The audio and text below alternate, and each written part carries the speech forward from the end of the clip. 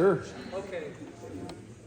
Thank you all for coming. Really grateful to have an opportunity to give you an update on our project, answer questions about our future or potential future, and just dive into it. It's been a long time since we met with the whole community, so we really appreciate you taking time out of your evening and having this dialogue with us. My name is Tim Crowley. I'm with Lithium Americas. I do external affairs, community relations, media, that kind of stuff. But we brought some great experts with us today. Randall Burns, right here to my left, is our lead geologist. And then to his left is Bart Neighbors, who's our project director. So Bart is building Thacker Pass and all of the projects that go with it in Winnemucca. And then the guy who found or has helped us prove out the ore body is Randall. And then many of you might know Maria Anderson. She's been with the company for several years now, and she does community relations out of Winnemucca. I live in Reno. Maria is really the on-the-ground person that is interacting with the community on a day-to-day basis. We're just going to go through some slides and give you an update on the project progress. We're going to talk about the technical report that's been released recently and explain why that was released and what it means, and then we'll dive into questions. So with that, I'm going to turn it over to Bart.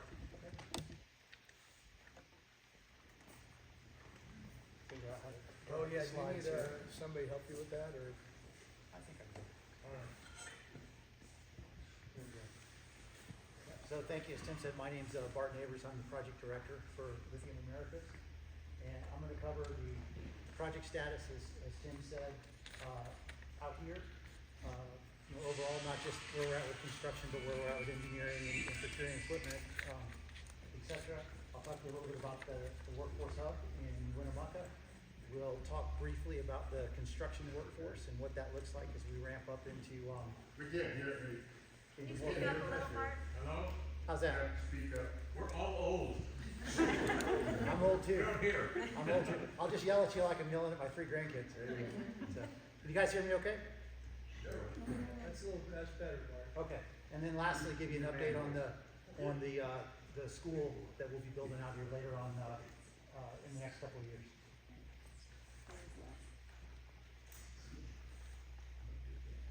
So in terms of the project at the moment, we are a little bit over 50% complete with the engineering, and that's being done primarily by Bechtel, and we should be 90% complete by the end of the year.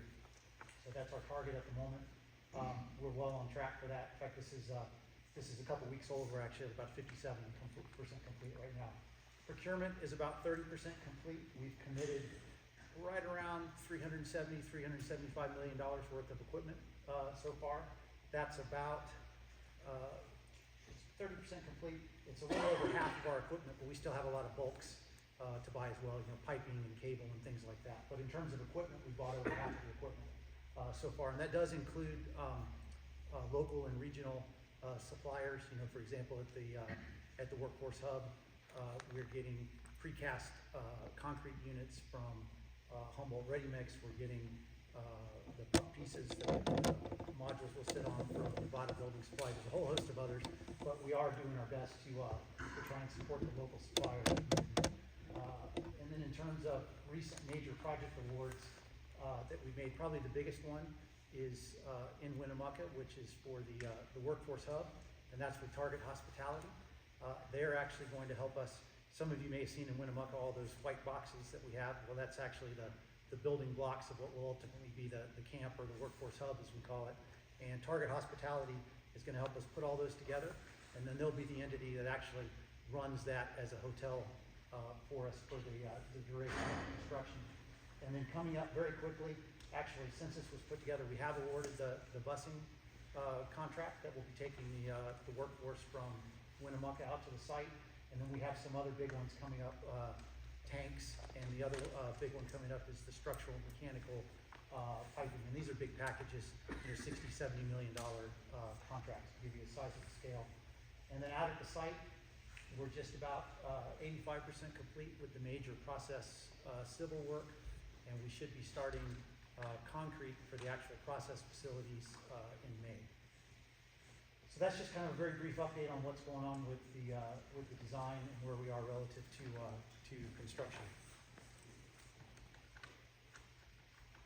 And then in Winnemucca at the Workforce Hub, you can see a couple pictures there. Those are the foundations that the building will sit on. This was actually a camp facility that we bought from Alberta that was originally on piles up there. So we're trying to replicate the foundation structure that was on. We should be setting the first modules within the next couple weeks. So those of you that happen to be in Winnemucca, you'll see some of those white boxes starting to go up. They won't be white anymore because we'll take the covers off of them, but we'll actually start putting the building together. And then the first section of the building will be ready for occupancy towards the end of May, early June kind of time when we expect to start the first concrete. And then about every 2.5 to 3 months after that, the next part of the building will be ready for occupancy, and it'll be about kind of 300 to 400 people each time. And then by kind of August, September timeframe, the whole Workforce Hub will be ready for the whole 2,000 beds that it's capable of holding. Say that again. So in May, the first part of the Workforce Hub will be open for occupancy, and then by August, September, the whole building will be ready and all of the beds will be available Where? at the Workforce Hub in Winnemucca.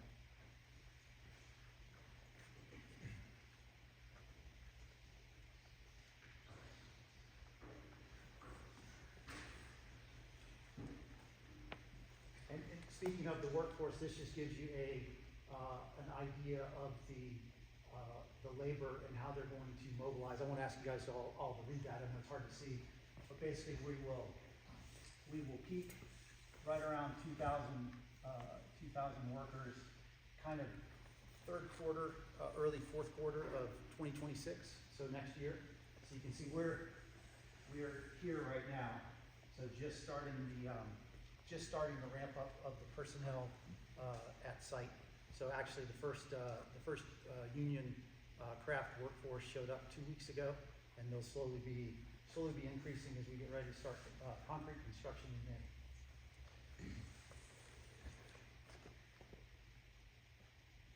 And then lastly, just an update on the school here in Orovada.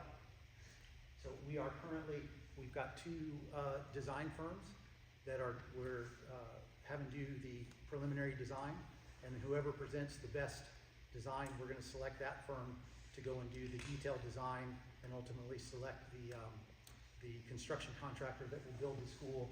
So there's a site visit coming up next month to look at the site, and then by May, June, we will have selected the contractor, and we'll be off and running in terms of the actual design of the school, and then ultimately selecting the construction contractor that's going to build it.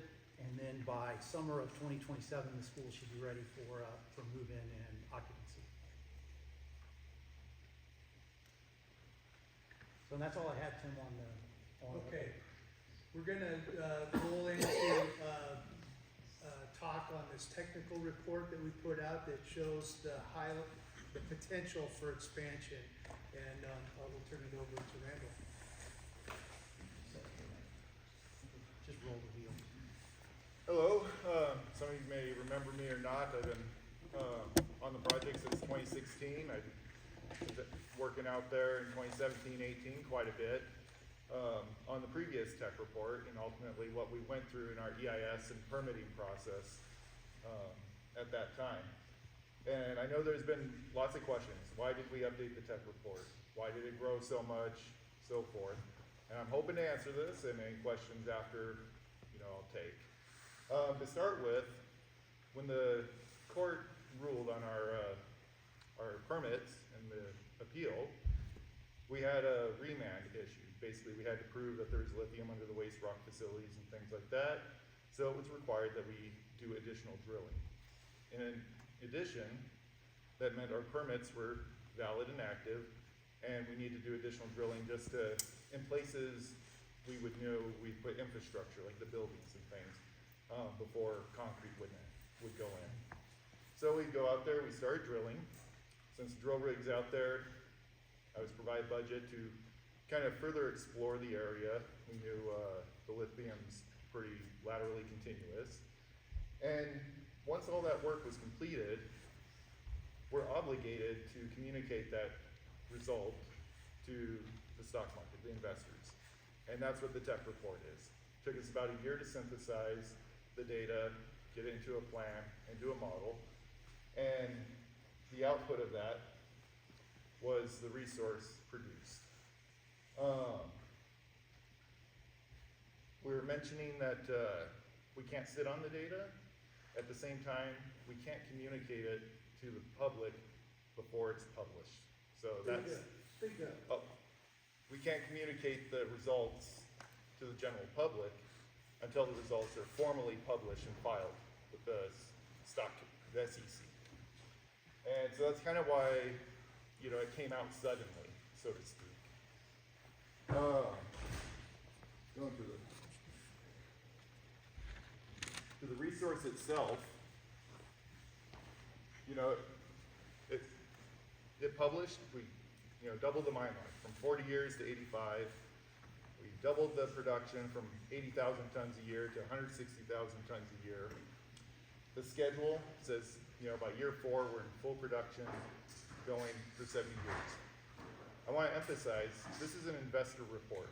It's an ideal scenario where you would maximize your return. Like, all the things would have to fall into place. You'd have to have good metal pricing, you'd have to have permits come through at the right time, and all those things for this to happen.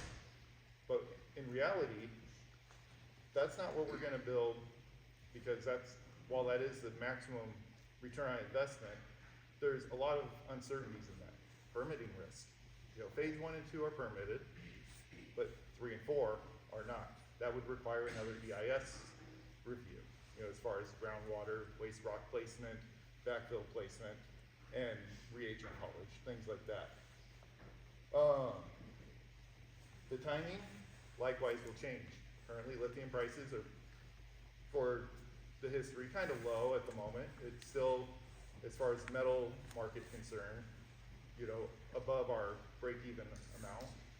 But we kind of need the price to come up by phase 2 or 3. That would likely push out the timeline on actually building it. That would be made on a case-by-case basis. You build it, you sell lithium, pay for it, and then decide, is the market there to build another phase or not?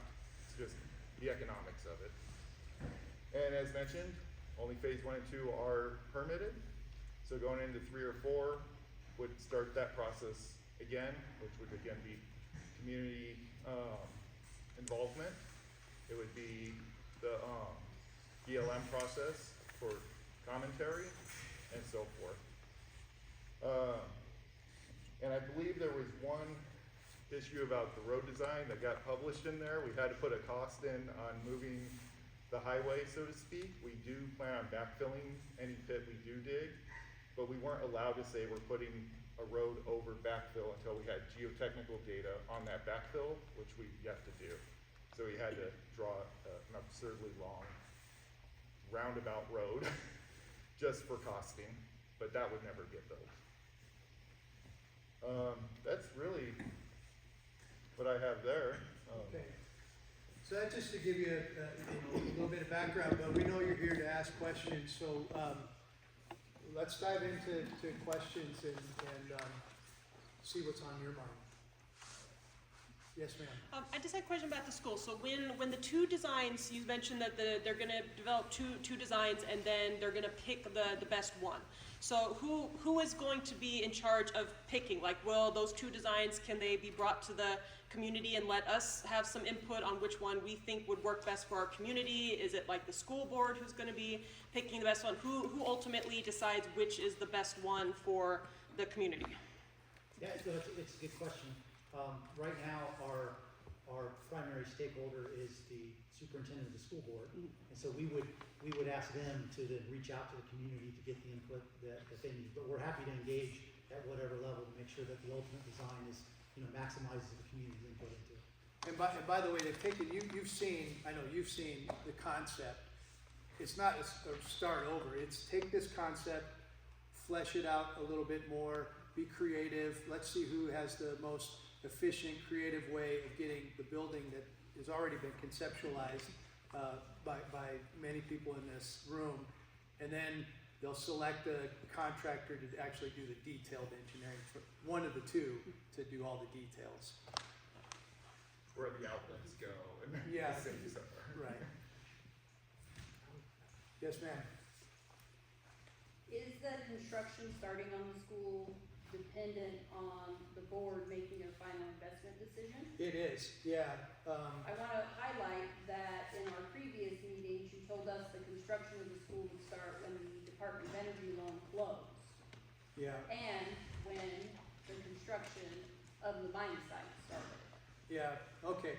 Well, if that's true, and I'm sure that's true, it's wrong. So we're not done with financing. And what a more accurate way of saying the school will get started when we're done financing this project. We're almost there. It's an expensive project, and most of it will be financed through a loan that we're getting from the Department of Energy, which we've closed on. The other piece is that General Motors has invested a significant amount of money into this project.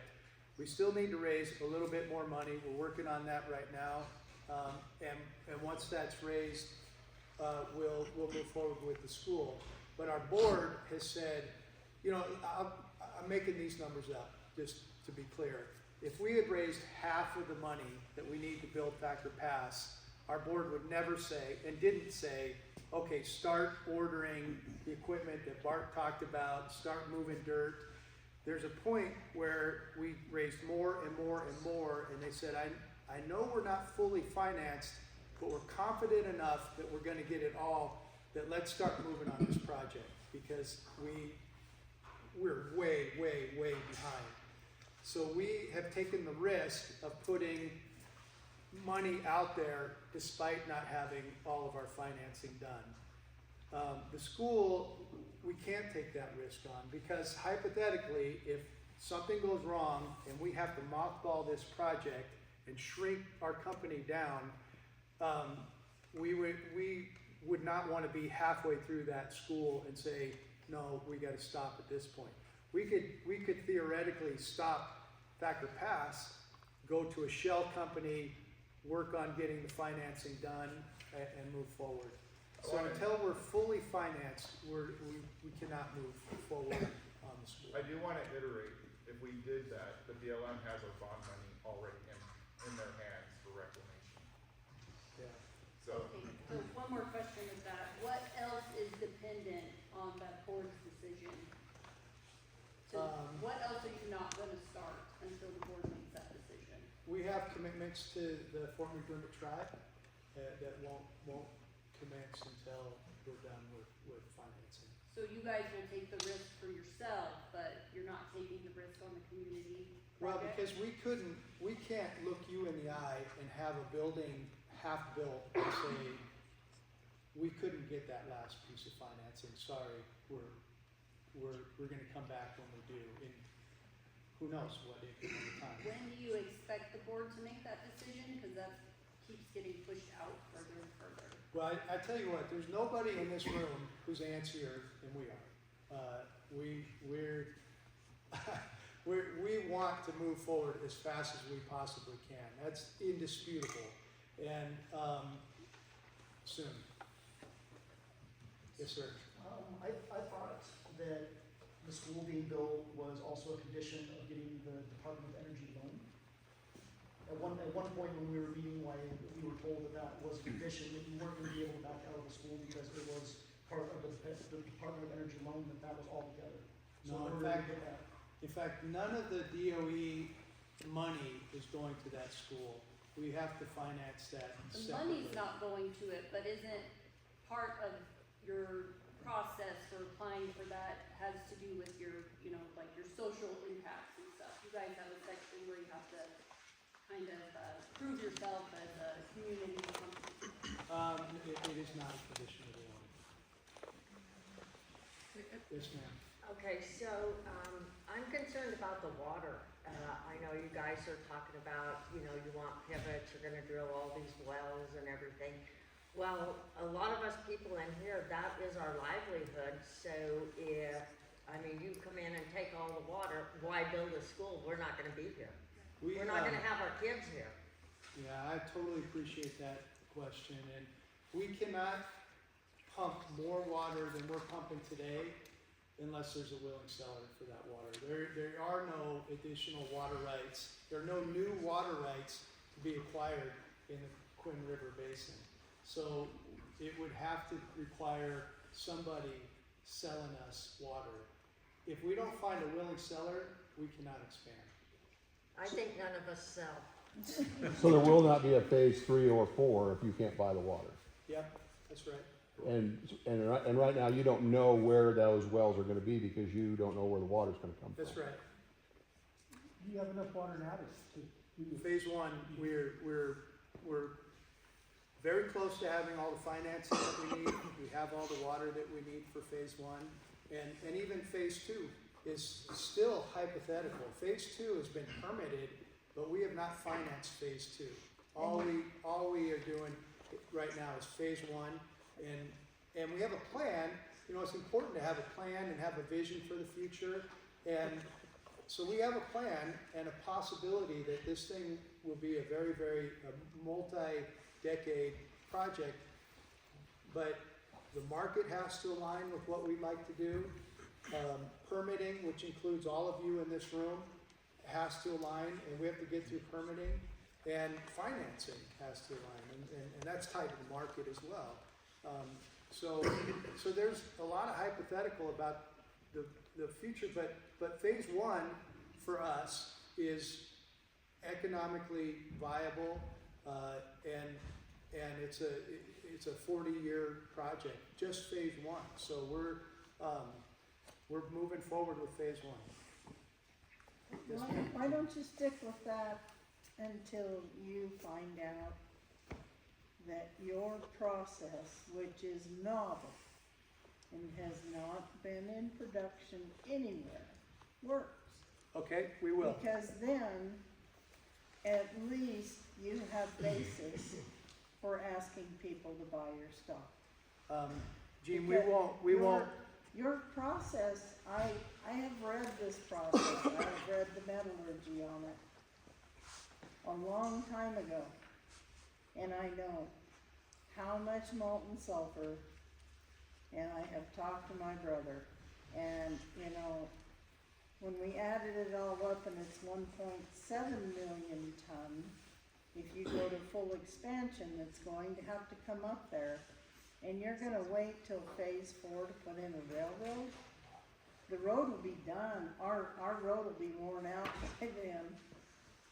We won't move forward with phase 2 if the process isn't working. So I would say that the county, because you've got to expand that permit through the county commissioners, correct? There's an element. There has to be some. The main permit is a federal permit, but Okay. yeah, there's The county commission is also involved. for sure. They were a Okay. cooperating agency Now, the first if- time. To me, that horse shouldn't come out of the barn at all until that process in phase 1 is up there and we know damn good and well it's gonna work. Okay. And it's not gonna hurt our water. You know, you've got a dicey damn situation there, and I do not think you should move 1 foot forward. Okay. I'm the one sitting there on the goddamn road. Do you like our signs? I'm glad you got the signs up, because if I get run over, I'm going to own your company. I think it's sage advice. We're going to take your advice. We're highly confident in our process. We've run thousands of through our pilot plant. We've Okay, done thousands of tests. from what I saw on the pilot plant, it said you had produced 38 pounds I of don't know. lithium carbonate. I don't know the weight. It is small batches. Okay, Tim, Yes, sir. these guys are new, so I'll pick on you. You're gonna pick on me anyway. Technically, I drowned longer than he was. My name's Terry Crawford. I was with the Thacker Pass group here before. Was born and raised in Nevada, but grew up in 2 mining towns, which are now ghost towns with huge amounts of poisonous items out in the field. Anyway, I would like to thank Edward Bartell for bringing this whole mess to our attention. And I would like to thank Ron Cherry for bringing in the potential for a good neighbor agreement, which of course we didn't like too much. And we formed a group and we worked with the mine to try to iron out some community situations. And you were there during all of that stuff, and not always painful. But we made a lot of agreements, and I would also like to thank Tom for. Do you have a question, Terry? What? Do you have a question? I'm getting there. All right. I've got several questions. So, what's happened here is that the mine has not completed one single agreement that we have. And they've now expanded their areas so large, I wonder if they can even have the permits. I have lithium stock, and you are in trouble. There's hardly, I'll just say you're in trouble. So, thank you all for letting me be involved with the group. But get ready, because what these guys are doing is not going to turn out well. I've seen it over in my lifetime, and so it's only going to be a matter of time before some very nasty chemicals start down the pipe, and we all get to live with them. I tried to get Tim and the mine to work with us on some air quality things. Nope, don't want to do that. And now we've got, instead of molten sulfur, we've got sulfur coming in. And we got lots of it coming in. And you're going to breathe it. You're going to see it mixed with a lot of other nasty chemicals. And now we see other things coming about. Tim, when you tell us you're going to reroute 293, the people in Kings River haven't been paying very much attention to this because it's on the other side of the mountain. So you're going to reroute 293. So does that mean that we're going to have to find another way out of the valley? First of all, I'm a little concerned, we can't. and I think we should be concerned. The county has been working on Coyote Road for a long time. You guys are doing some exploratory stuff up, and I don't remember what the thing you need to get out here, but you're working on some exploratory stuff. So are you going to be bringing trucks full of whatever that is through Kings River, up South Valley Road? Those are all questions, so you got people here.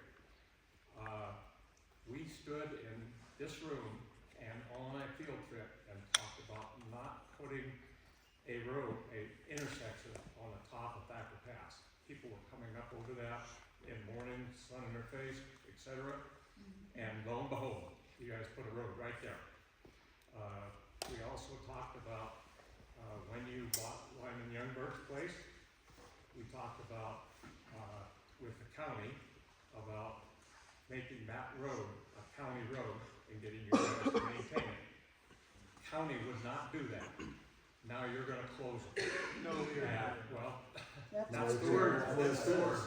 So, your, and Alexi stood here and said that road will never close. It will never And close. here we are now. We're white and then black and white on. So there's gonna be a tails impoundment on both sides of that, but we are not closing Pole Creek Road. It's open today, it'll be open forever. But that's an asset to everybody. We know it's an asset. We are not designing, as for we're not closing Pole Creek Road. As for 293, we know, because Randall has drilled it, that there is a very viable resource under 293. we are not going to unilaterally, we cannot, you're a state regulator, Terry, you know that we can't just say, hey, we're moving the road. Would we like to move it someday, 20, 30 years from now, after we're done with phase 1 and 2? Yes, we would like to move that. The design of that, we don't know, and we have to go through a very rigorous permitting process to move that road. It may never get moved. We may not get that permit. So And there's lithium under the road, there is and absolutely. you want it. Yeah, we do. So, The whole valley has Listen, it's not, I mean, it's a design thing. If you put a pit on one side and you put a pit on the other, you can't have a wall that's just right next to the road. So if you leave the road there, it's not just a 10-foot setback, it's a massive setback. So it's not just that strip. Yes, we think that we would like to move that road. If we don't get through permitting, we don't get through permitting. And the intent is we're backfilling the pit as we're mining concurrently, and this is 30, 40 years from now before we come even anywhere near the road or to the permitting stage. And we'll have backfill geotech work done, and so odds are the road will move north, parallel to where it is today, and not have any zigzags to it, to that effect. It would just, If those are the odds, why don't you put that in You your report? have to have geotechnical, you can't just put in that report something what's your desire? You have to show that it's technically viable. And today, saying we're gonna build over where we're putting a pit is not technically viable. they do it in North I Dakota. understand that part, but also, I have to believe that one of you guys that is familiar with the area out here could look at those maps and say, if we show the community this It's a terrible crazy map. windy road. Yeah. Yes, thank you. It's a terrible Yeah. map. And You know what I your said when I- tailings We knew going that. over Here- Poultry Road, Here's you what I, have to know that's gonna be a shitstorm. here's what I said when I saw that map. I said, what the fuck is this? Thank you. Me too. We all internally. We're not building that road. But We're not building that. that, But That you road have served it, two you purposes. have it on paper, I know, It's- and it's- paper is a document. And you guys will take it to whatever you can, whether it's your investors, the county commissioners, the state, and they'll put their head up their ass and they will let you do it. Gene, we want to move the road, but it's not our decision. And we're not gonna get to You that. want to move the road. Yeah. Poker, No, for God's sakes. okay, We're talking about 293. but, okay. Hey, can I address 293. something that Terry said a minute ago? He said he grew up in a couple of mining towns, and those are crappy places to live. Today, maybe John could talk about this. Today, you have to post, when those mines closed, you didn't have to post a bond for closure. Today, you cannot start a mine unless you pay for closure through a bond on the front end. It's a very different game. We have posted that bond. When we close, when we ultimately close, first of all, no one in this room will be around. But secondly, all of the money to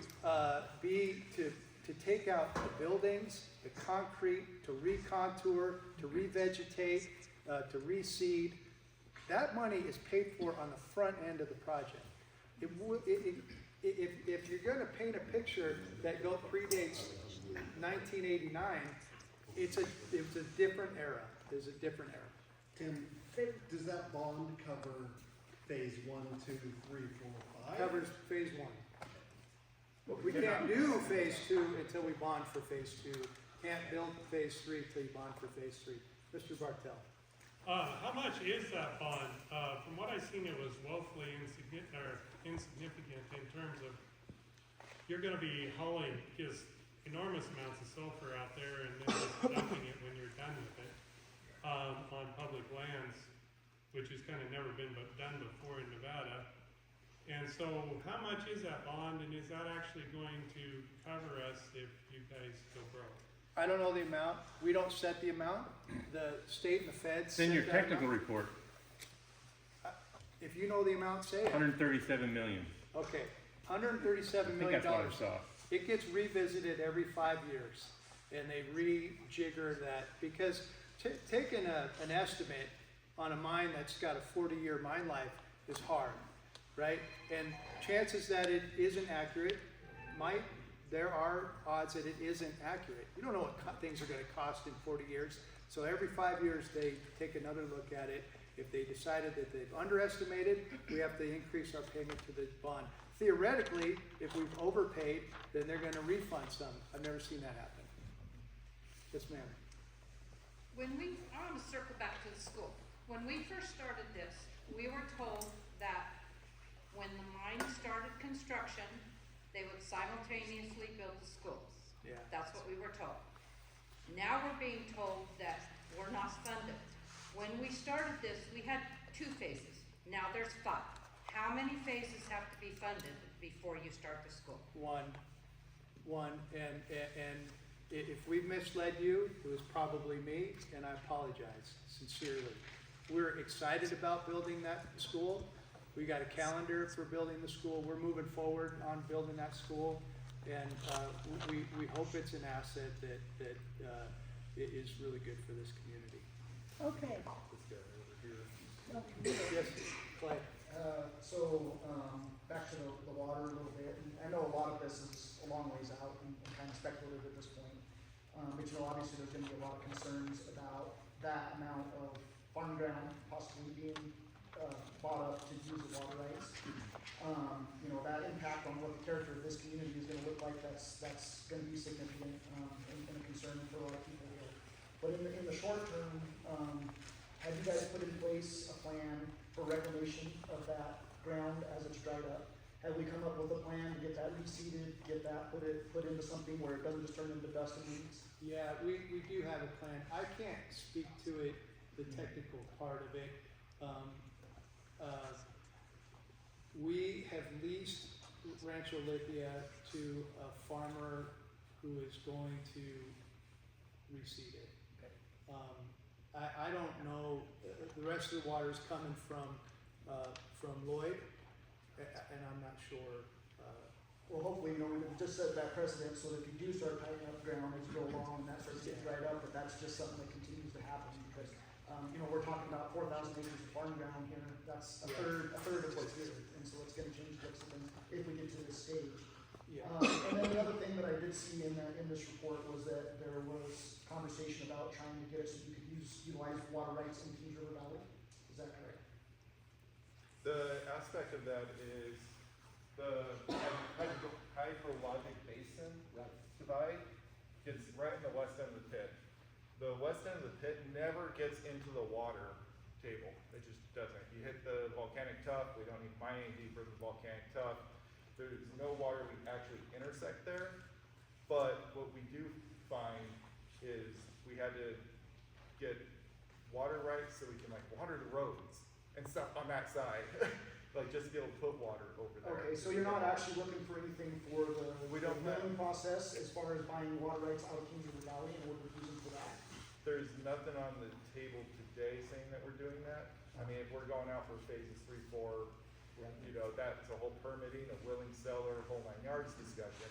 But as far as phase 1, today's going, it was just a matter of with NDEP And so your site falls into 2 water basins, and so that can have an effect because part of it's gonna be in this water basin and part of it's gonna be Kings River water basin. Correct. What's So the you purpose guys of your could- kilometers? To measure impact of groundwater change. Now granted, we're pumping from Quinn, we don't anticipate any groundwater changes in the pit proper. We don't intersect groundwater. Depending on if we're only at phase 1 rates, we won't hit groundwater for 20 years. We're at phase 2 rates, we'll hit groundwater in 15 years. And the hydrologist, whether you take our contractor's word at face value or not, says it's gonna be about 90 gallons a minute at full flow at the bottom of the pit, which if you're in mining or you guys are agriculture people, 90 gallons a minute isn't a lot. We'll sump it or use it for dust suppression within the pit. Are you doing that at the mine, right at the mine site? At the mine site, in the pit. We're not pumping any water from the clay. We got one pH 1 well out there, and we tried to use it during the early construction work, and the clay just doesn't recharge well, and we knew that. Tim, do you have any involvement with the other companies that are in the area? No, sir. Okay. Did we answer all your questions? Yes. Yes, sir. Out of curiosity, how, when all this was originally presented, it was supposed to be a max of like 800 employees to building phase. How did we go from 800 to 2,000? Engineering, sharpening our pencil, and so the same thing is gonna happen with the tech report we just put out. That's a broad brush look at what our project will look like, could look like for phase 3, 4, and 5. It won't look like that.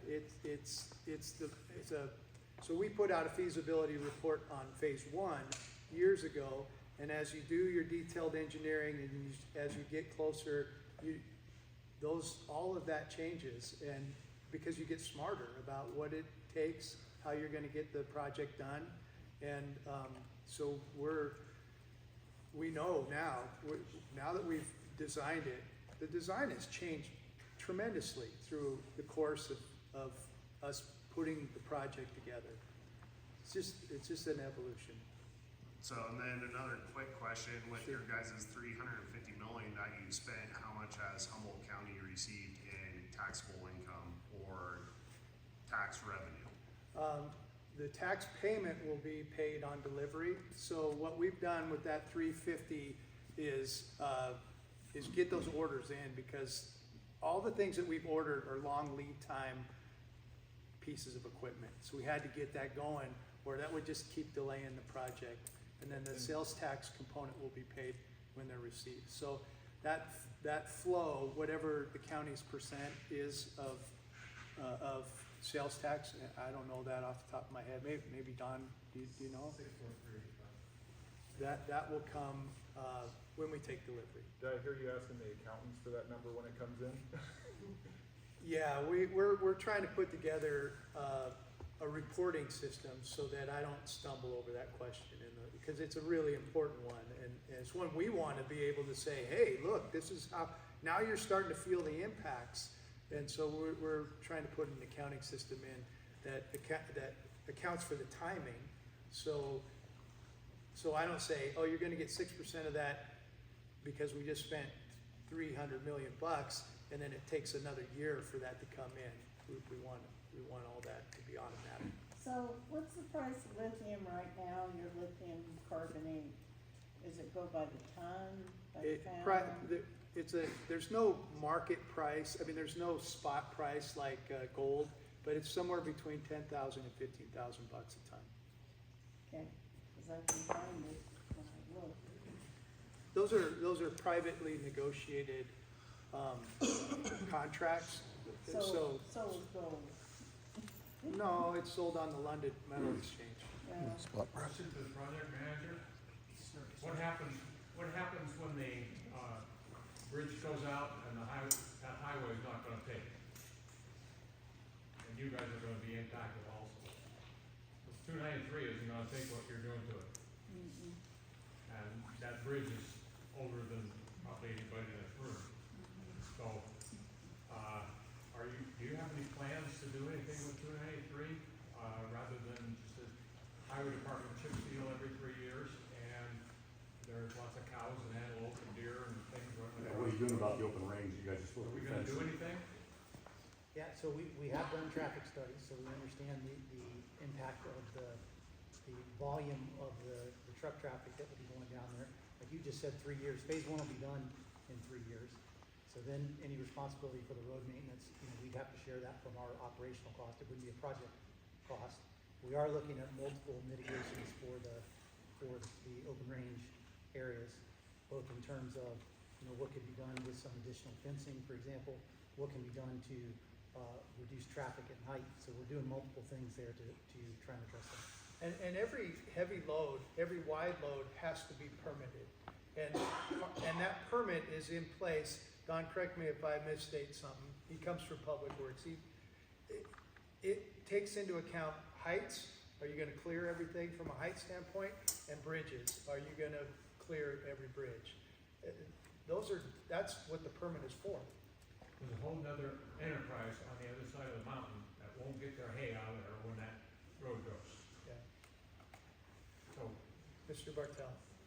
Yeah, on the fence, I was kind of disturbed to hear that you're now studying it. When Mr. Crowley, you sent me an email here a couple of years ago that the fence was just gonna be imminent. And now we're studying it. So when is this fence gonna get built?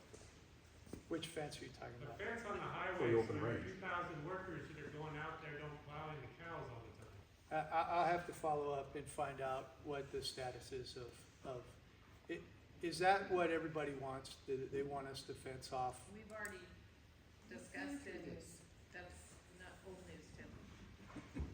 I get mixed input on that, Yeah. but, Well, I sat there in the meeting at the gun club. We want the gave out the fence. fence. We already agreed on fence And- and came up with a price, And cost gates. breakdown, so. And Tim, I just wanna point out with the fence that it's not, it's not just for one person's cattle or a couple different ranchers' cattle, that's gonna benefit you guys. Cause you're not gonna wanna have the headlines if someone gets hurt super bad out there, You're right. And you're gonna have so much traffic coming and going all the time. It's such a small amount of traffic now, people hit cows a couple times a month or something, that's gonna impact you guys. no That's really question. for everybody's safety. All right. Mr. Cherry?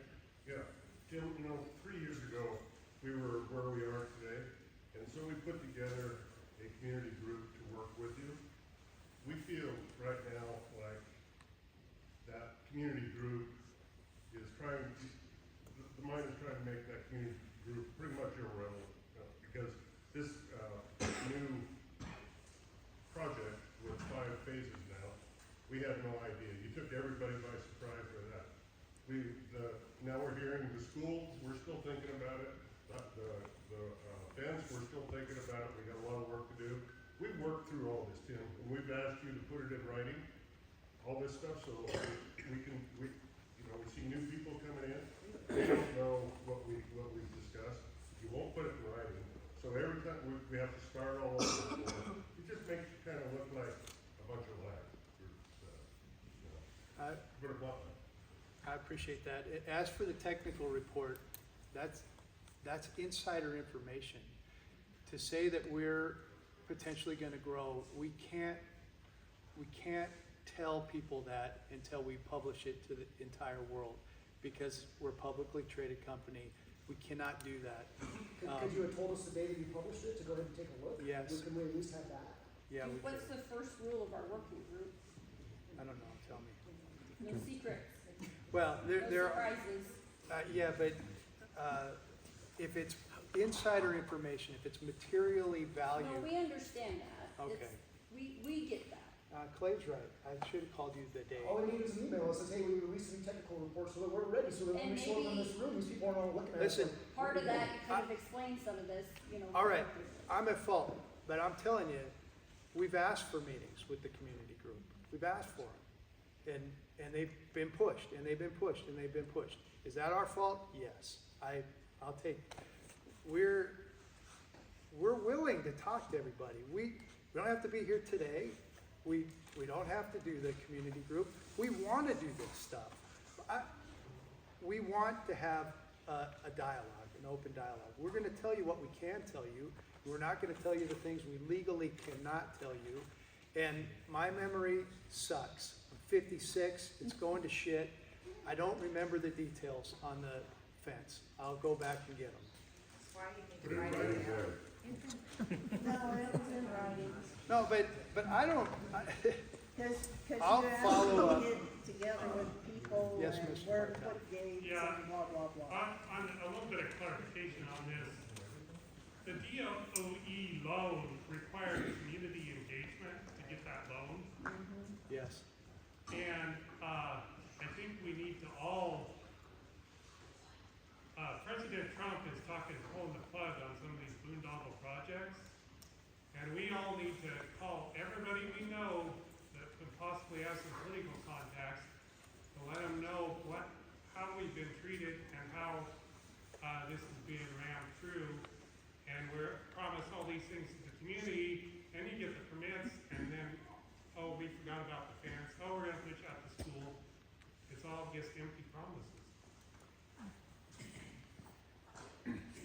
Yes, funding from the government, does that possibly later on give you guys leverage for eminent domain over our property? No, ma'am.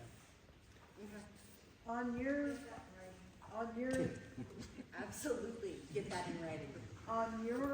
if you guys, on this technical part and whatnot, you expand the pit, and that increases your holdings, does that make your net present value over zero? So you meet the conditions of the government loan? I mean, No, is we have that, the ability to repay the loan on phase one revenue only. They have not anticipated, when we got that loan, they didn't say, we'll give you this loan because we think you're gonna grow and have future revenue that will pay it off.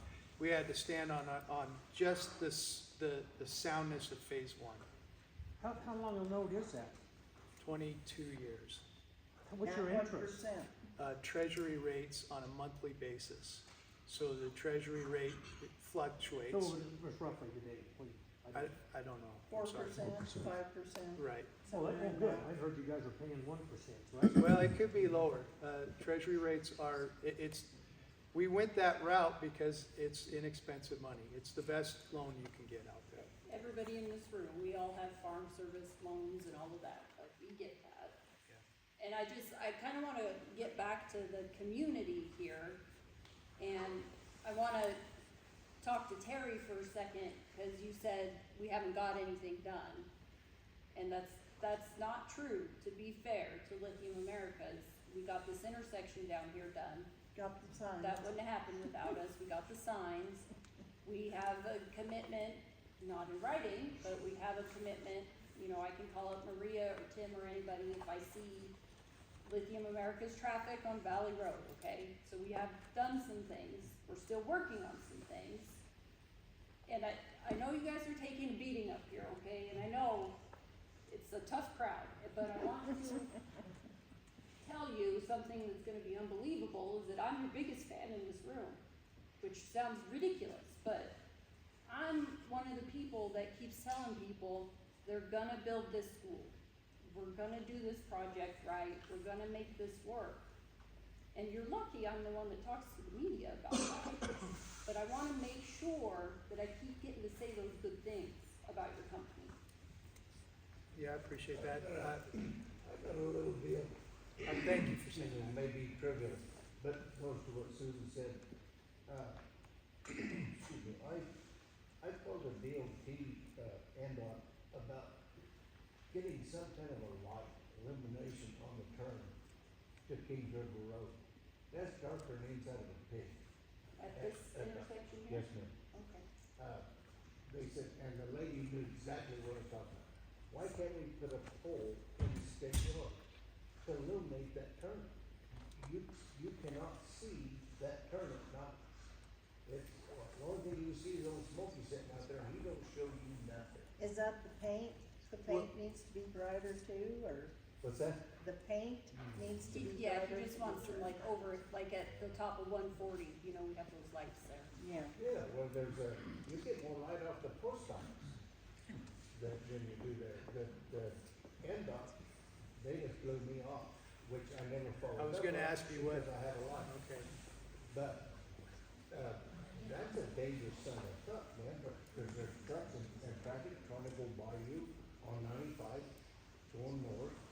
And so you don't know where the lines are at. And if you turn your lights on high beam, you're blinding somebody coming the other way. It's a dangerous son of a gun, I'm telling you what. Plus the mud on Thacker Pass. Don, is that an NDOT issue, do you think? Yes. I was just asking Don behind you. Yes? Yes, it is, and I know, I talked with NDOT numerous times about what he's brought up and a couple Okay. other things, and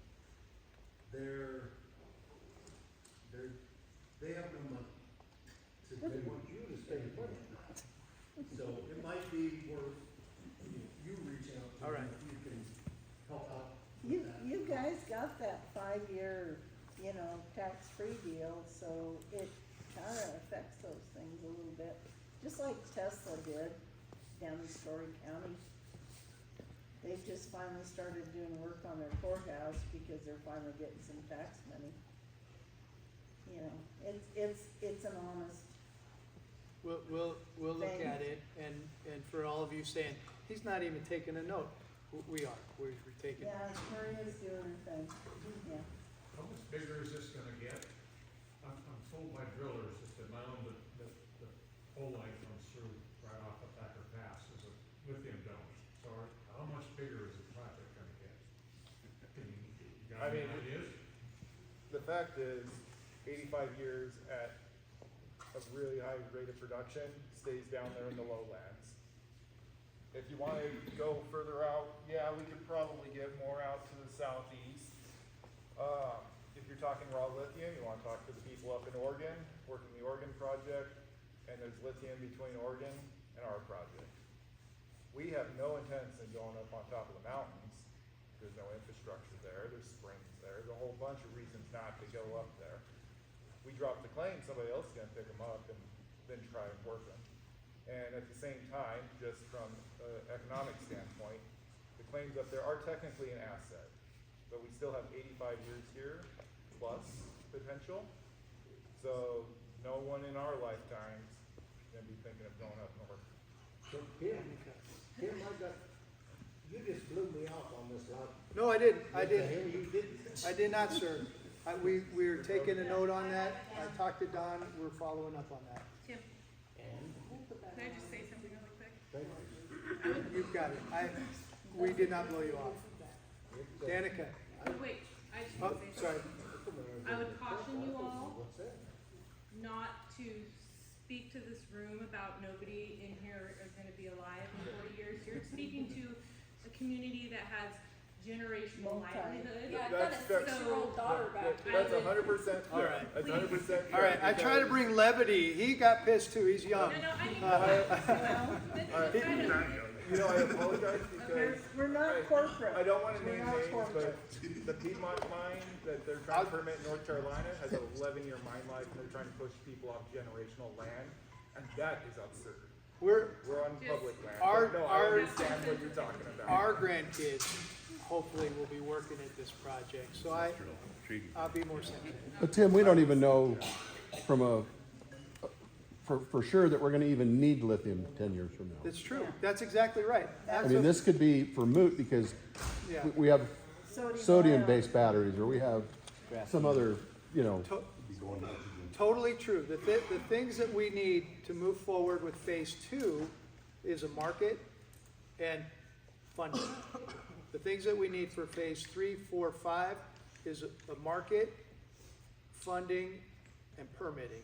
All very hard things to come by. If the market is dead, we're done. And then we go into closure, and we take that bonding, and we close this thing, Clean it which up is and- paid for. On your test holes, are you finding much uranium? No. The uranium is in the basement rock, as I call it, the volcanic tuff. The tuff has no lithium. We mine just about down to it Down and to then it. stop, and then we backfill it. Danica, and you get in writing that you're not gonna mine on top of the mountains? Because I didn't hear you, sorry. you get in writing that you're not gonna mine on top of the mountains because you promised us you weren't expanding on the other side of the highway too. You told us that you had no idea there was even test roads over there. You know, it's interesting that And we've seen the. If we said that- Every time I drove by, Yeah. and you were like, oh, we don't, they're not over there. our permit that we have today has always included an area to explore on the south side, always. And so if we misled you on that, that's shame on us, because we've always had that. We were permitted, when we got the project permitted to go and explore on the south side.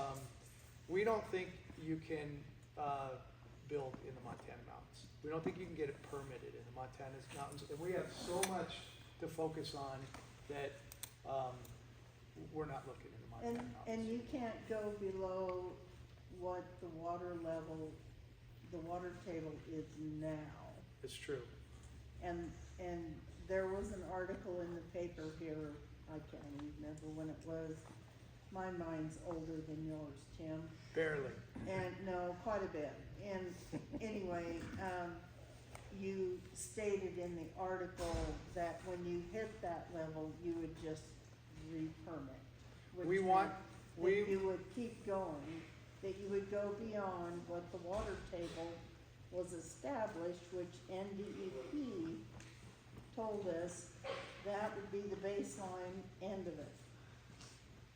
we do They not told have, us in that meeting when we were permitting. And I was very specific about that, and Michael Vanderhoek said that I asked the most intelligent question in the goddamn place. I believe it. And I'm keeping you to it. You're We- not gonna re-permit it. No, we are going to pursue, listen, So We- why can you pursue something that the state of Nevada told us it would Yeah. not go beyond that level? A water pollution control permit for any mine has to be renewed every 3 to 5 years, like clockwork. We won't even get close to groundwater for 15 years. The state has asked us to drill monitoring wells between now and 15 years, which we plan on starting to drill them in the next 2 or 3 years. That way we'll have 4 or 5 years of baseline data, and when our water pollution control permit comes into play for its regular review, at that point in time, it will be reevaluated. And if approved, we'll go below the water table. If not, we have another 5 years to collect more data, at which point permits would be reviewed. If they deny it, you're right, we're done. If they approve it, we continue on. So the state lied to us? I don't know what the state told you. We get water They- pollution control at the last mine I worked at and this one both had a regular review period. And the Well, review they were period- gonna establish before the mining occurred what the level of the water was in the ground. And we know it. And you guys were not gonna go any farther That is correct. for infinitum.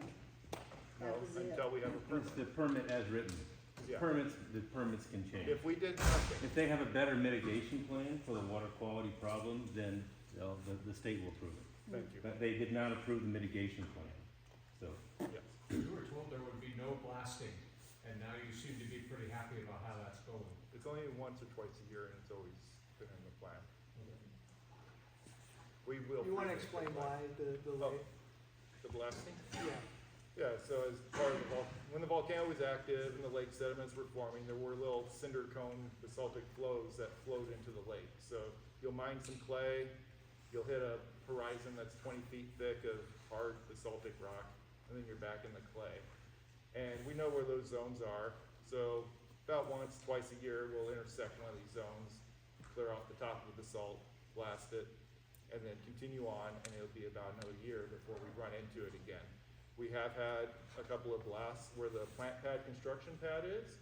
We put the plant where the thickest plug of basalt is, which happens to be 400 feet thick. Good place to put a building, instead of on clay. And to level that harder rock, we did have to drill and blast for construction purposes. But I believe we're done with that. We're done. Yeah, we're completely done with that one, so we won't In be the blasting again construction for phase. a couple of years. So you're gonna have to hunt Alexi down for all the promises he made. Where is it? Yes, sir. I'm back to the uranium.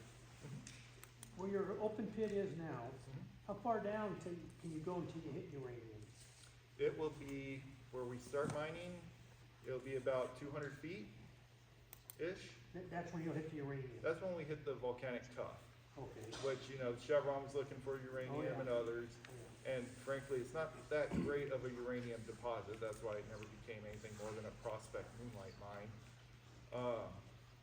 That was a big question during our EIS. We had to go through the Nevada Health Department and things and do all sorts of testing on the rock, our sample, our filter cake, our coarse gang, all went through a radioactive testing process, and it ultimately came up to it's no more than background of what we already have here in Quinn Valley. Well, that's not true of the testing of the tailings. The tailings. The fluid that was coming off of those tests was higher was way higher. There's Than definitely, background? in the tail, oh, yes, much. Which is why you're now trying to neutralize the tailings, is what I understand. We So, are there's neutralizing. definitely something that We was coming definitely out go of to those neutral. tailings. That's in the mobility tests, Yes, okay, Yeah. the mobility test, so. yeah. It's not high, but it's definitely something It's there. not high, but yeah, there is uranium. It was concentrated in but the it's tailings not because those tailings were acidic when they did the test. Yeah, now we're at neutral pH, If you keep it neutral, then it's probably a lot better. and that's what we're doing. Yes, sir. You guys at all concerned about this new Department of Government Efficiencies and then coming back on this DOE loan or grant of yours at all? We're not, we've received some pretty strong assurances that we're fine, and we align with the Trump administration's desire to produce more critical minerals. I mean, you can see him today trying to negotiate with Ukraine for more critical minerals. He's really focused on onshoring and finding out where we're gonna get the materials we need for our economy to thrive. So, no, we are not worried. So are you still going to be using molten sulfur, or Yes, ma'am. someone made the comment you were using some other sulfur? No, molten sulfur. Molten sulfur, okay, The difference is the temperature. yeah. Yeah. And I looked at on your process, your slurry tank has to be between, your leaching tank has to be between 140 and 194 degrees. Is that an enclosed, is it in a building? How are you gonna keep it hot? I know there's some exothermic going on with what you're doing. That's why it gets to that temperature, is the acid reaction is exothermic, so it's self-generating that heat. It doesn't necessarily need to be kept at that temperature. Well, it said for 3 hours. Well, for yeah, the slurry to work. Yeah, we'll leach it there at 3 hours, and we maintain the temperature there, because we don't want it to go much higher, you don't want to be boiling the water that is present. Yeah. So we manage the inflow of both the acid and the slurry to keep the temperature down below 200. But beyond that, we're not actively trying to keep that temperature up. So, but you still have to create it into sulfuric acid before you add it to your slurry. When we convert sulfur to acid, it's exothermic, and we are putting one per power plant turbofan generators, and we convert all the excess heat from that reaction to steam. The steam runs the generators for electricity, and then we run the rest of the plant from that electricity. Covers about 45% of the power of the plant. So, if you guys do just phase one, how much power from Harney Electric are you gonna require? 30 megawatts? 25 to 30. 30 on the high end? 30 That- megawatts, which is how much? I mean, 30 how homes? many, 50%-ish? Is that what you're getting at? Sorry. no, to put it into a perspective, how big of a city would that power? 30 It's not even megawatts. city size. How much do your wells run? I guess I don't know enough about My, wells. my well's 100 horse. Okay, that's not much. That's fair. Shows I'm not a farmer. Those pumps look big to me. 30 megawatts, while healthy, isn't like tremendously huge for an industrial facility. I'm trying to remember how much the copper mine ran just on the SAG mill, which was far higher than that. I don't know how to frame that, Yeah, Gene, sorry. Okay. The Oromat plant in Reno is like around 300 megawatts right now. And it's like the south end of the town is what it powers, so it's 1/10 of 10% that. of that. So it's not a real big load, seems to me. I mean, we're generating nearly 40 megawatts on site with that. Right, acid but plant, so that's just staying in your position, it's not adding to us. You're not selling power, we're not exporting, Yeah. not at any predicted stage. right? Have you completed the environmental work for your mining out on Highway 140? It is in the prep So stage to go to the BLM. Sorry? It's in the prep stage, it has not been submitted.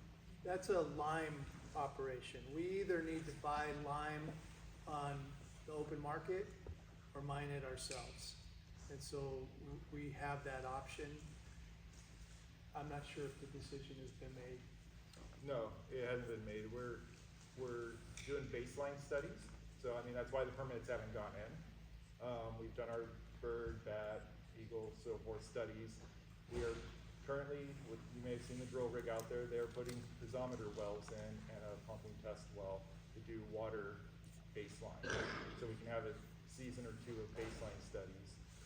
We may submit the permit and then wait for those study results to come in before permit's complete, or we may hang on to the permit submission until we have the baseline results. But that's the work you're seeing out there, and to Tim's point, it is a limestone quarry. When you use this much acid and you want to bring tailings back to neutral pH, the carbonate and limestone works pretty well. Where are you running those trucks on?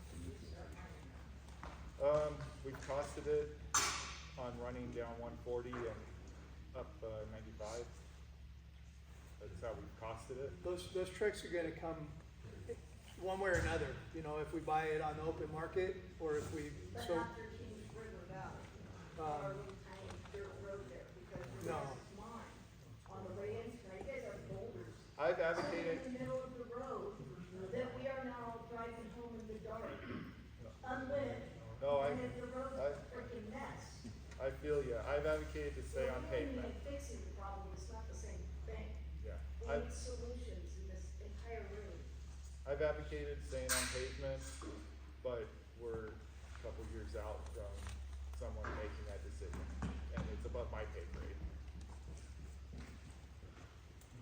On the economics of hauling all this stuff in, and specifically the sulfur, sulfur right now is sourced from oil refineries, and of course the whole point of this is to put the oil refineries out of business.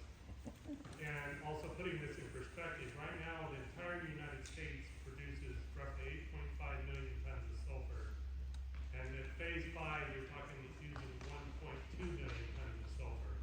So you're using a major proportion of the entire supply in the United States is gonna be hauled out here, burned and then dumped. So what is that going to do to sulfur prices and also to fertilizer prices and also to food prices? Do you have any studies on that, and can you submit those to the working group? Not that far out. That's way too far in the future. we don't have any studies on that. So how is your feasibility study getting where it's near accurate if you're going to be driving up the price of what you desperately need to But make the whole thing work? We know, or we've estimated the price of sulfur, but we don't know what the ripple effect, you asked about the ripple effect on that. Well, it's one and the same. Because then our fertilizer prices go up, so your food prices go up. We have to pass on our prices too. Well, the tech report, again, it's a broader brush, what if, you know, it got lots of placeholder values, so we have to make an assumption on the sulfur price, but it's by no means, we can't predict what that market will be in that time frame. Commissioner? So you really have no idea whether it's economically feasible or not? Which if it's not, we won't build that phase. Well, yeah, but we're gonna be stuck with the mess we've already made. Yeah, who's gonna clean up the mess when it's all over? We've already paid for closure on the So, front end. on phase 1. Right. So then like I was saying, for the county commission, I think it needs to see what this is gonna do, because it is a novel, process, and all of the things that will create, we need to see what it's gonna do to our county before we go any further. We really do. Huh? Yeah, Commissioner. No, I mean, to go past phase 1. Jim, you know, the amount of, labor stuff that this is gonna require over now what looks like many more years than what the earlier proposal was, the county is going to be required to provide services, additional services now, whether it be law enforcement, roads, hospitals, schools, all this stuff. Do you have any figures on, you know, a lot of this was, we're looking at net proceeds, that's where we get the money from the mine. Now, this is projected to take 20 years to build, you're not gonna be showing any profit, I would assume, for quite a few years. So when is the county going to get enough revenues to help pay for some of the services that we're now going to have to pick up? Sales tax is the big piece on the front end. It's a $3 billion project. Much of that is consumable goods or hard goods that we will pay sales taxes on. So getting you that number is really important because that is a key piece of budgeting for our impacts on the roads, our impacts with healthcare, our impacts with law enforcement. We can't mitigate phase 2, 3, 4, and 5 until we get to phase 2, 3, 4, and 5. And those phases will also have tax revenue because we'll still have to buy more steel, more concrete, more stuff that we'll get. So the big piece is sales taxes. Now, Ron, didn't the net proceeds of mine change to where it doesn't stay in the county? It goes Only for the statewide? school district. Only for the school district, doesn't go statewide? Half goes to the state, half goes to the county. Okay. Roughly, it depends on your property tax rate. Not like it used to be. No, it's been that way for a long, long time. Okay. Well, no, she's talking about, so just 2 years ago, the school systems. Oh. We lost our net proceeds of minerals. It now gets put into the state fund. So the majority of our money now Yes. goes to Clark Yeah, and it Washoe, used to Okay, stay where we in thank used to you get for all of that. it. Thank you. So I don't know. it made a deficit on our school system. I see. Yeah, the first year of this week, we lost $5 million in our school district budget. Yeah, Okay. and then we're giving, our dear governor gave you a tax break Yeah, on top of that, for the state portion, yeah. well, for the county. Yes, ma'am. Is there like a projection for when phase 2 is gonna start? I didn't hear that. Is there like a projection of roughly when you think phase 2 would begin? Yeah, we would like to start phase 2 as soon as we can after Which phase. is when, like roughly? Phase 1 will go into operation at the very end of 2027. Okay.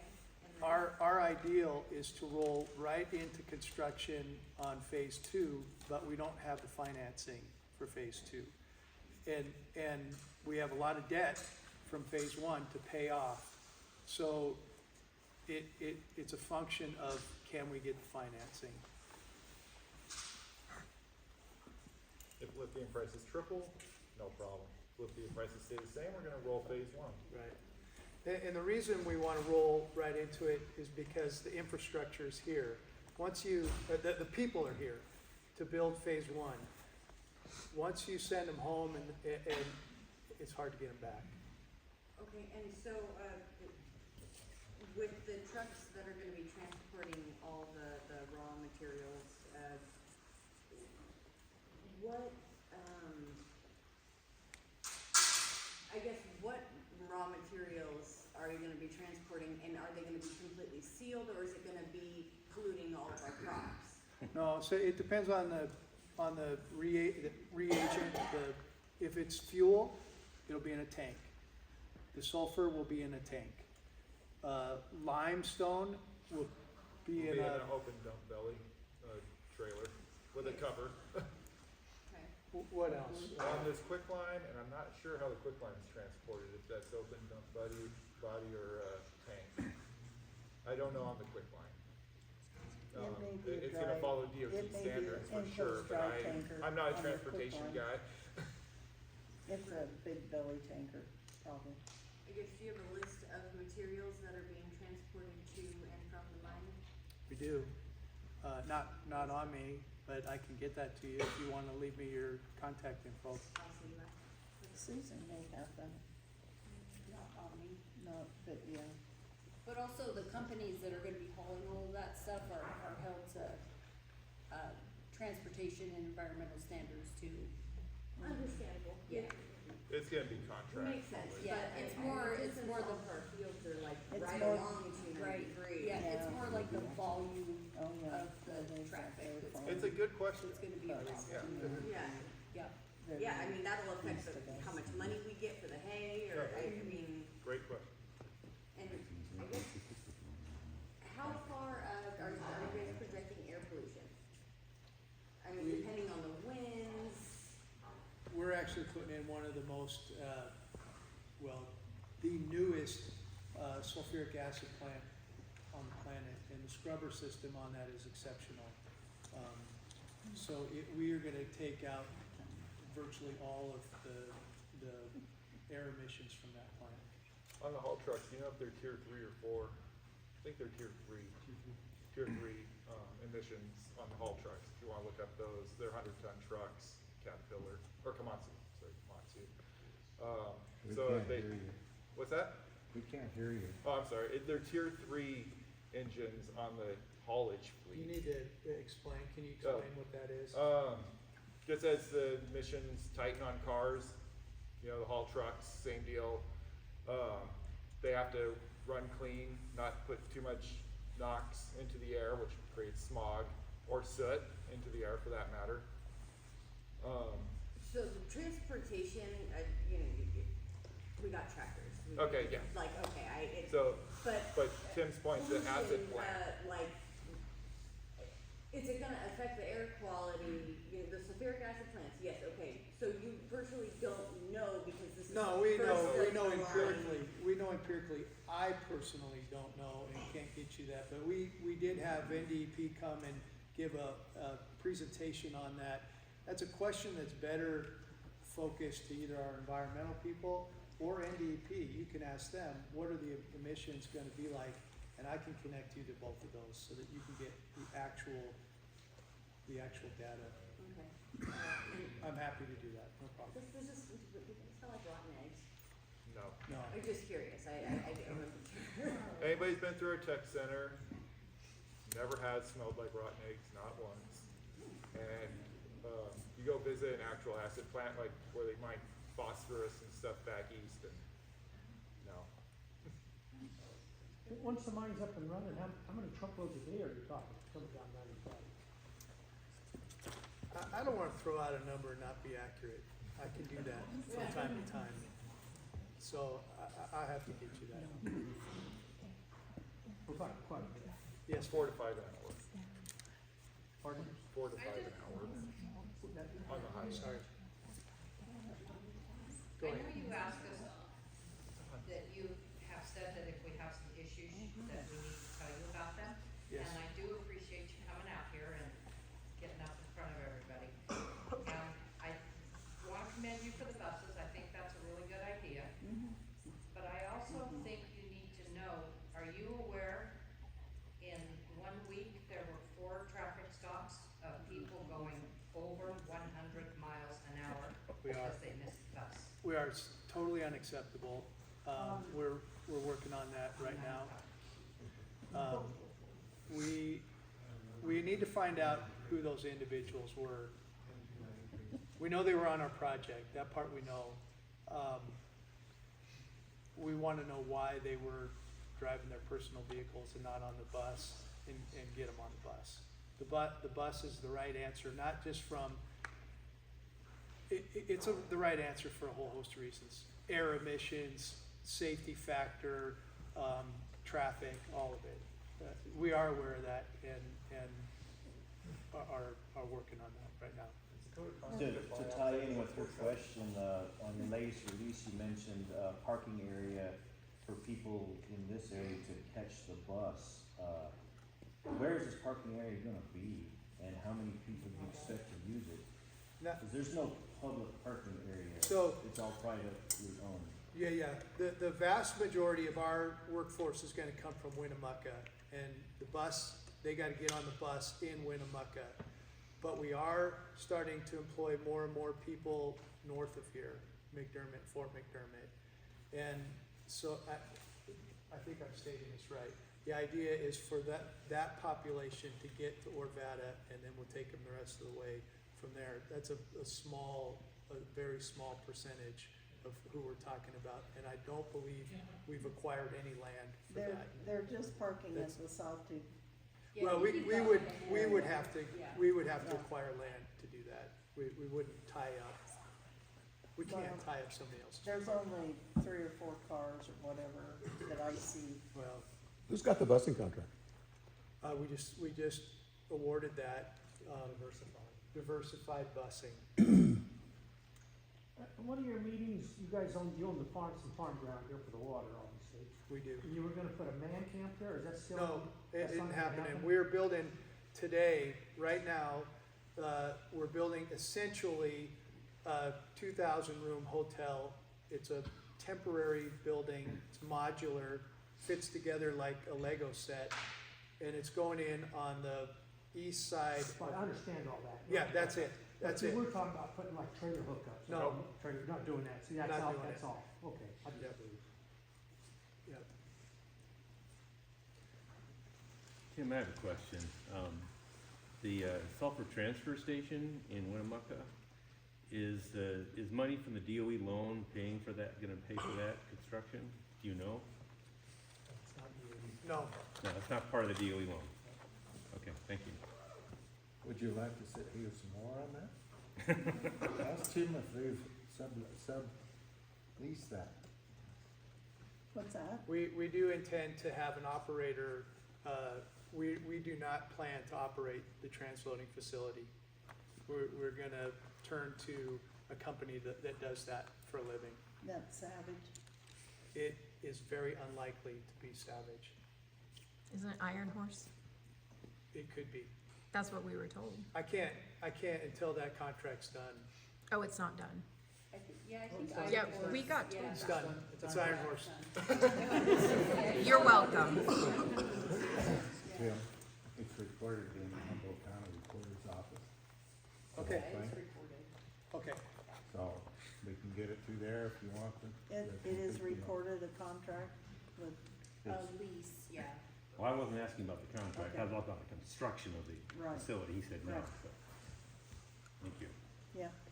Okay, so Iron Horse is supposed to fund that whole deal then? Not they're you gonna guys? build it and operate it And you're gonna pay them, is what basically, to move our materials. right. That's right. And are they also gonna be the transporter of the sulfur? Yes. Right? Well, that's an option, I don't think it's been determined, I think they would like to. That's not included? That piece of the deal has not been finalized. I, Yes, ma'am. Is that transfer station still looking out by the airport? That is our intention. Yes. What have they done about the crossing over the runway? No, there's land to the north of the airport, where there'll be a road to access that property. What about the height variance? No, we have to apply for a height variance. You already and- applied for the height variance, it was denied. Yeah, they asked us to redo that application. We're Who doing asked that. you to redo it? The county commission. Oh, Tim, are you sure that it was mine related, it was the traffic problem? don't. I drive that all the time, and everybody's been very good. And they got a little flag or anything, I never see anybody like that. I'm sorry, what are you talking about? 100-mile-an-hour Oh, folks. That was people in actually, their own personal cars, right? Yeah. right. and so were they driving on 293 at that speed also? I believe it was on 95, but we, Oh,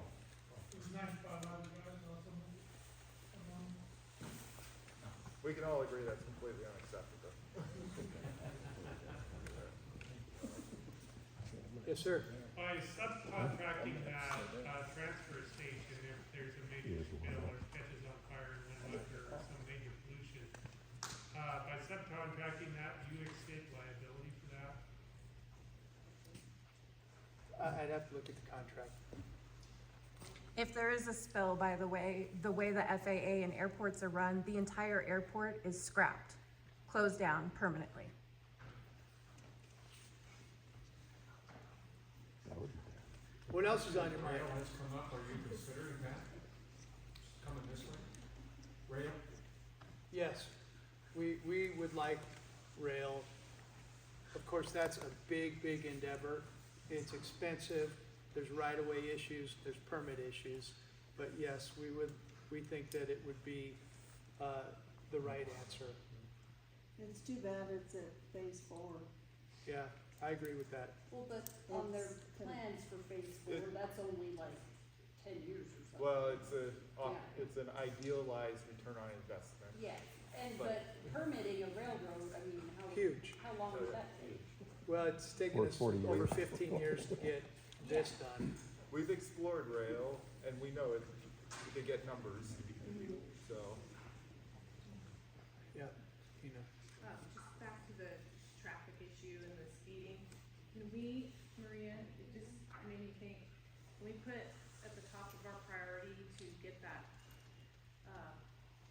community rules and public safety that you were gonna have all the employees sign as a Yeah, term actually- of employment, just to kind of mitigate some of that, seems like it's becoming a problem. Today, we put together a new commitment, Bart's team put together a new commitment that all employees have to sign off on that addresses speeding. What we were working on addresses the speeding as well, that, or just. No, it's brand new, and it's brand new as a result of this incident. We can roll that into what we've been working on in the working The group. code of conduct? Pardon?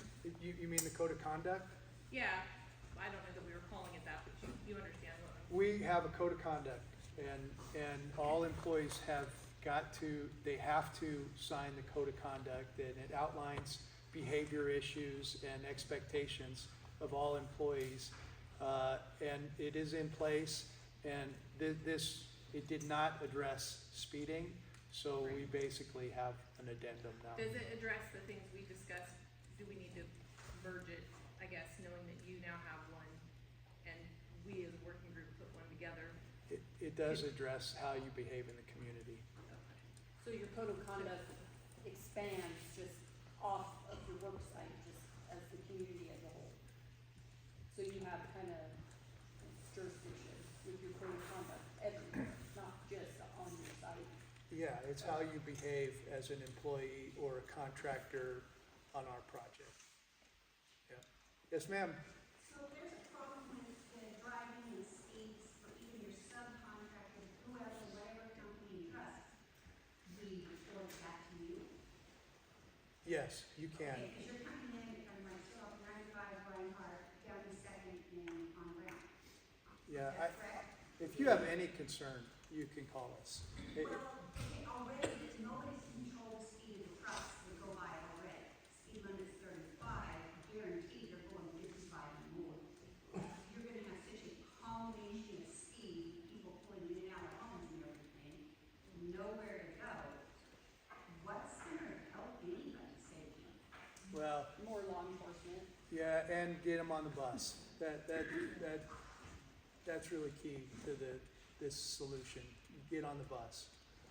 I will say that I don't have a speed checker, but from our house, it looks like your buses are being very decent with their speed. The big buses seem to be coming along at a very reasonable speed for us to be working with tractors and whatnot on the Yeah, road. and just to add on to what she's saying, just when we're out at recess duty and watching, as far as like the big machines coming by, they have been very good about slowing down. So any of the big equipment that's going by, you have of course the pilot cars, they have been very respectful about going past the school at that slower speed. So just to kind of add on there, they have been doing very well as far as right in front of the school there. I appreciate the Yeah. feedback.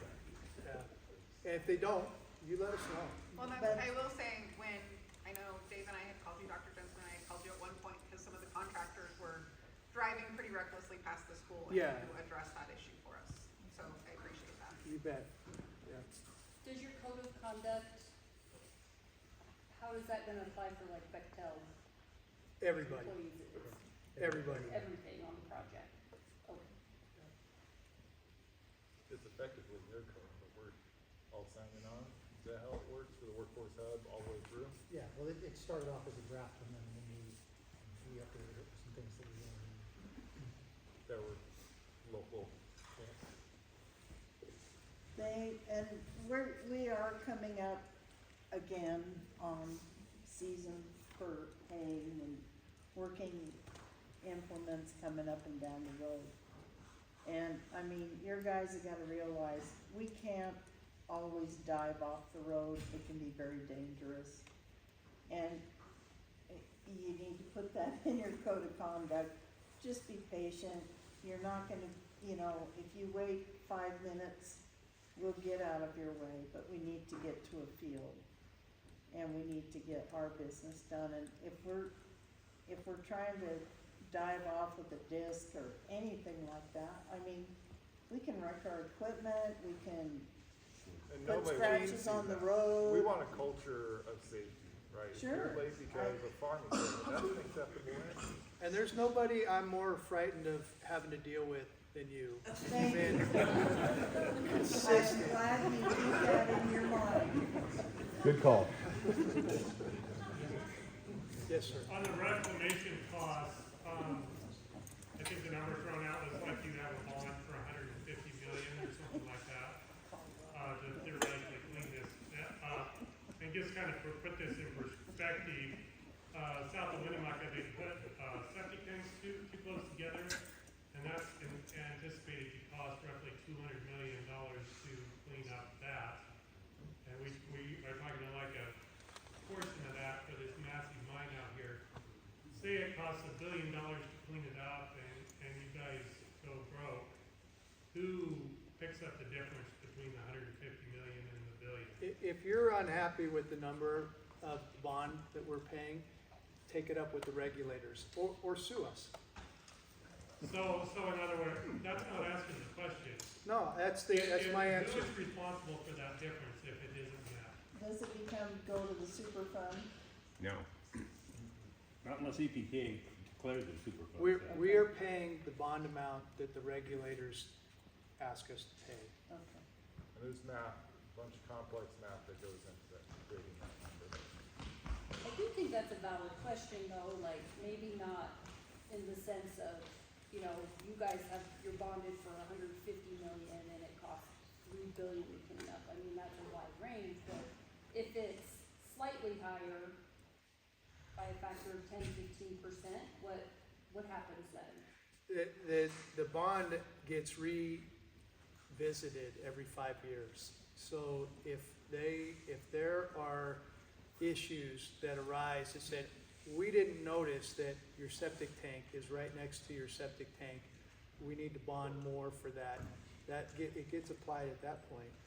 And so it's not like this thing is done. It's a dynamic process that gets No, yeah, revisited. I get that, but I mean, you guys understand better than any of us that once you start like actually doing the work and penciling things out, costs are gonna be different.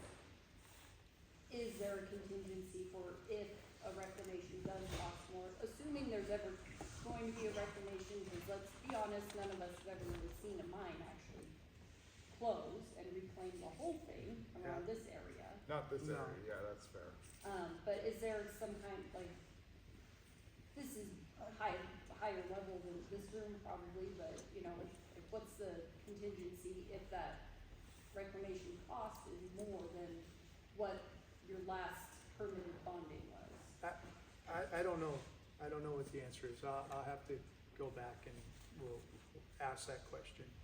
I just wanted to say our mining contractors, Sawtooth Mining, I visited some of their mines. We had taken some community people down to the New Mexico mine, I believe. Yeah. I went up to their North Dakota mine where they do the concurrent backfill, and it just has their trench. In their case, they're mining coal under lake bed sediments, no less, and backfilling behind them. And I mean, they had cows and fields growing where they said, yeah, we were mining there 6 years ago. Now, North Dakota gets more rain than we do out here, so those fields grew faster. But it was pretty impressive. They had their field fences up, they had the animals out there, and to the layman, I had, even as a geologist, no idea they had dug a trench there and backfilled it. And by the way, closure isn't one project that happens at the end of the mine project. As soon as an area is ready to be closed, we close it. So like the water pipeline, the 8 miles of water pipeline, you can see it. That is gonna be reseeded and reclaimed now. And part of that bond is for that pipe, it's the small piece, but it just is an example that when they go back in 5 years to recalculate that bond amount, they'll take that off. They'll take that off of the calculation. There'll be some additions, there'll be some subtractions, and that's a subtraction. The fact that we're backfilling the pit, that's part of it. Every piece of, like we have topsoil stockpiles. We've recontoured those and reseeded them. So closure happens concurrently with the project. I think people are more talking about, The big things, yeah, like your acid plants and processing and all of the that. concrete, the steel. Yeah. Yeah. What else? Real quick, I just looked up the bond amount. 1.7 million with BLM and it's like 176,000 is with the state of Nevada. That's what it says in your technical report, just FYIs. Yeah, I for sure some checks bigger. I was kind of surprised it was that low, but that's what it says. The tech report. Right. What was the second part? 7 million, is that?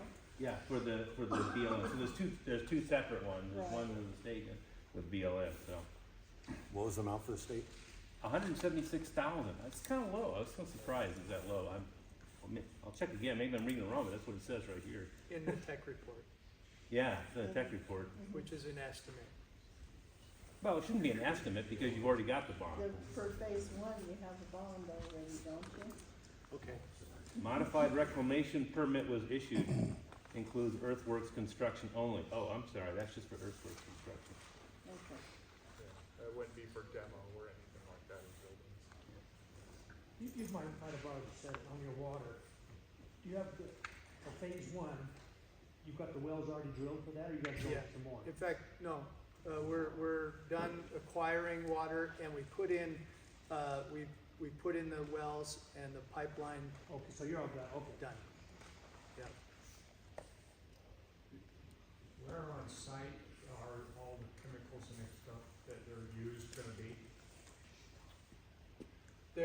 All of the dirt work that's been done to date, I know you drive by there a lot, and that is the footprint for all of our processing facilities, which will include storage of reagents. Yeah, but when all that stuff is done, where is all that liquid gonna be?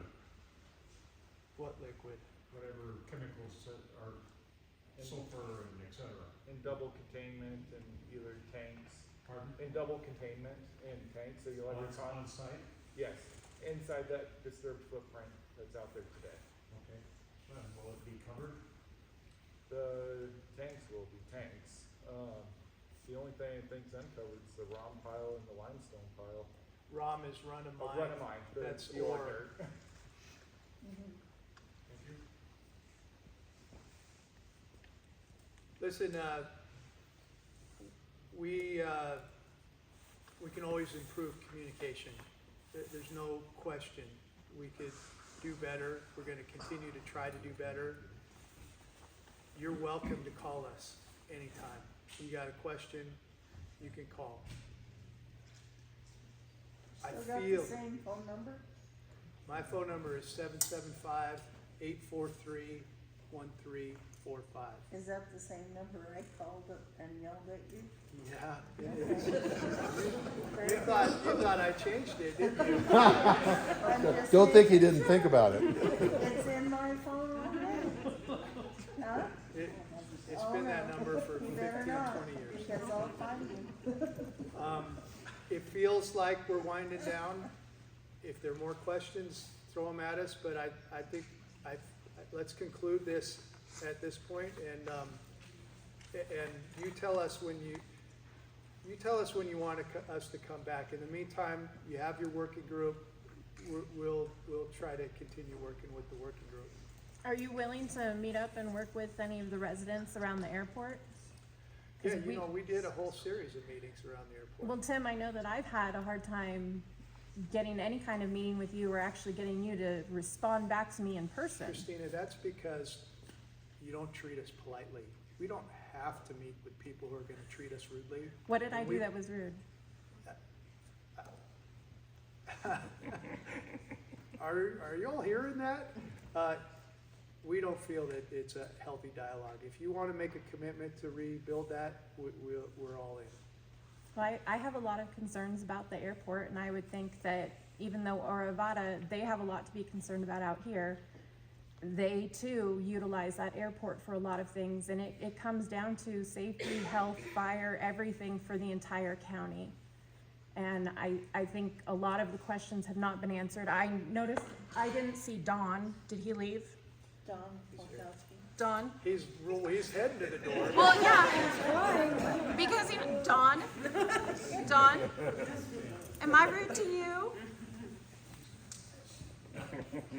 Well, I will say that we have had some success as a working group out here when we do it in the right way. We've had our blow-ups, we've had our issues, but we gotta give credit where credit is due.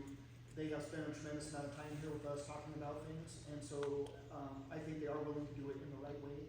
And so, I think if you approach it with that mindset, I think you can get some results and at least get some conversation and dialogue. Honestly, I really have. I don't yell at him, I don't swear at him, I don't. All I'm saying is we've had our success, we have had some success. We've gotten a much different response where we're at, and it's been very difficult, and a lot of that has to do with the airport, and I know Dawn is here, so Lithium, have you had any discussions with the county about any of the business dealings with the airport?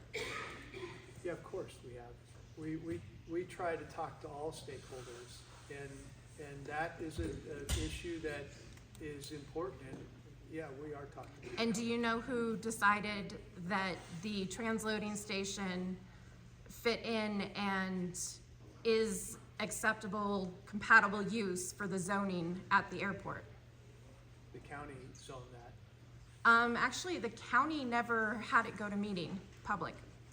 Actually, Betty Lawrence, who is the county planner and the city planner, told us at that variance meeting, where you weren't there, it was different Lithium representatives, but Betty actually told the commission, including you, Dawn, the county manager, that she was told that the sulfur transloading facility did fit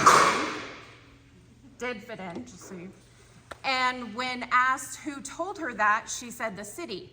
So from what I gathered from that public meeting was that the city, behind the scenes, decided for county business, and it never went to the county. Is there a comment directed at us, or? Well, I'm just wondering what you have to do with it. Are you okay with your business being conducted that manner? If the authorities say this is the appropriate use of that land, and they permit us to be there. Which they lease county us, authority did that? we're gonna build it there. So which county authority did do that? Right now, we have to apply again to get that height. No, I'm talking not the height variance, but the zoning. Which county authority told you or gave you approval that the sulfur transloading facility fits into the airport industrial district zoning? I can't answer that right now. And this is why he thinks I'm rude.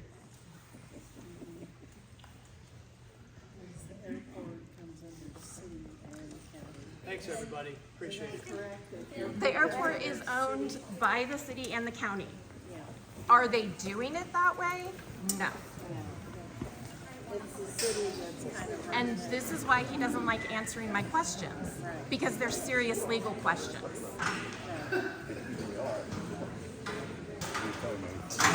So you tell me, what part of public business is the county supposed to be conducting in public?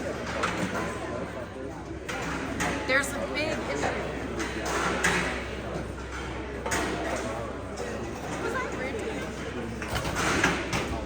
Is that an excuse to not talk to me? I didn't think so, but I don't think you know. No, I don't think he does. I think he just doesn't like answering my questions.